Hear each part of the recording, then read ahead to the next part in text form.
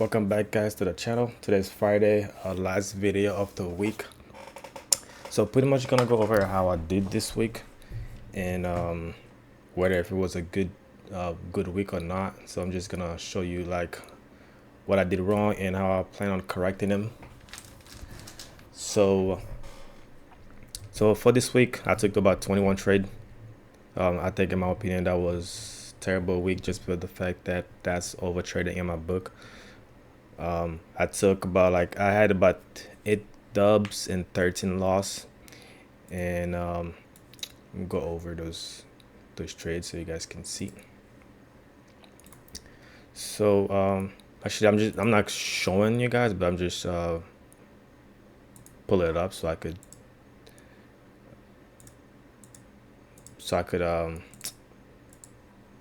go over them on my other screen. So yeah, so pretty much all my dubs were bigger than my loss, right? All the dubs, all the winning trade that I took, they were way bigger than my loss. So in my book, that was a good thing, but at the same time, that was way too many trades overall. Well, way too many trades, right? That could be avoided, right? So that's out of the way. So overall, not a good trade week for me because that's too many trades, like 21 trades. I'm technically wanted to take about like 10 trades, and over time probably gonna take less trades because I don't like to stay too long in the chart, right? Sure, I love trading, but I do not like to stay too long on the chart. I just want to take my trade and be gone with it. So like I said, all my winning trades were way bigger than, I would say 90% of my winning trades were bigger than my losses. But I did manage to close in profit today, last day.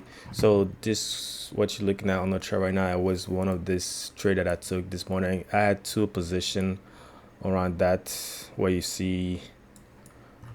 So I had two position around down this area right here at that high low. So my thing was, one of the thing I have on my trading plan is I want to catch 30 pips a day, right? It's not a bad idea to catch 30 pips a day, but I always end up being in a conflict with myself where I will have a good setup where I could catch more than 30 pips, right? So I end up being impatient and not waiting for the whole move. Like for example, like you can see right here, right? So my initial TP was right here, right?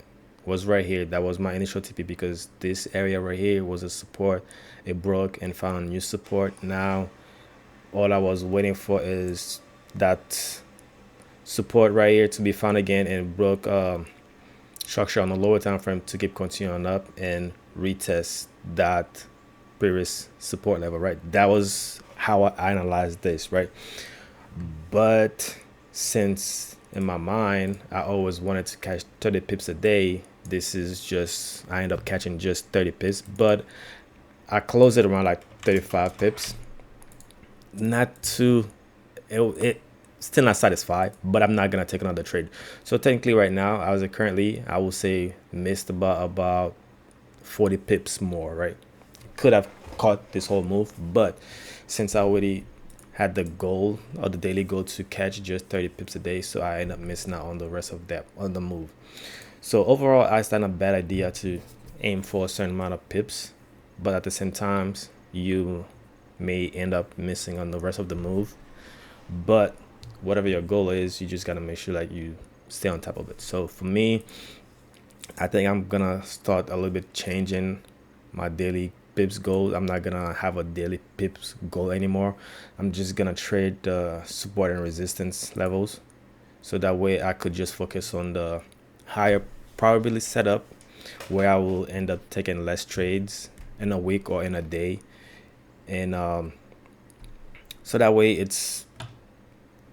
I get a bit more satisfaction from that instead of trying to catch 30 pips a day and then not being satisfied. I mean, I'm okay now, but right now Yes, I did say I'm okay now, just for the fact that I can catch 30 pips a day. I know I can do that, but I always end up missing all the rest of the move, and I'm like, you know what, I could have stayed longer, all that kind of stuff. So to fix that, I'm just gonna remove the fact that I'm gonna aim for 30 pips a day, and I'm just gonna aim for the previous level of resistance or the previous level of support, depends on where the market is. And my main time frame is always being H1. So for example, this is how I will trade. This is how I will trade a setup if it were to happen. For this area right here, right? Let's see. This was a counter trend line, right? Counter trend line right here, and last lower high that was made on H1, right? So wait for the retest of that last high low on that area right here, and take your trade down a lower time frame, right? So say 30 right here. So then this area right here could be where I could aim for previous level of resistance, right? I could do that, or I could just plot fibs instead, right? Since that was a breakout of the counter trend line, then I will just not think about the high that resistance anymore. I would just aim for that negative 27%, right? That will be the other way of me trying to go about it this way, right? So there will be the two way I will be from moving forward. This I will be looking for my new TP now, either the previous level of support or resistance or negative 27%. So this, from now on, starting next week, this is how I'll be taking my trades now. So yeah, this is for this video. I'm not gonna bore you guys with all my whatever is going on right now, but anyway, yeah, thanks you guys for watching. And if you guys like this kind of content, just hit the like button, subscribe, and see you guys in the next video.